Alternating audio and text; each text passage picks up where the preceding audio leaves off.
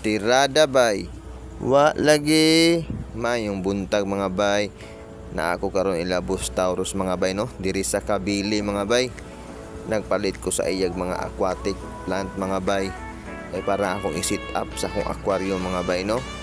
Og naapo ko nakita sa baras ni Boss Taurus mga bay nga naka-filter ang iyang mga aquatic plant uban mga bay.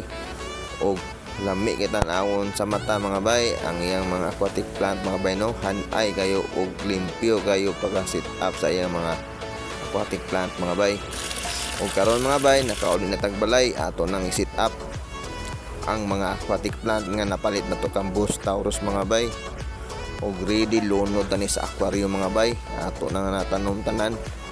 Og karon mga bay ato na ibutang sa aquarium. Og kinahinayon ra to ning butang mga bay kay para dili mga katak ang balas ani mga bay. I-update ta mo sunod ani mga bay no ang kani mga aquatic plant nga akong napalis kang Boss Taurus. Og mao na ni mga bay nabutang na nato ang mga aquatic plant. O maon na ni mga bay o plano pa na ko ni punan pohon mga bay o tanawa sa taas ani mga bay inani yung plaster sa taas mga bay. I-update mo sunod ani mga bay. See you in the next video. Bye bye.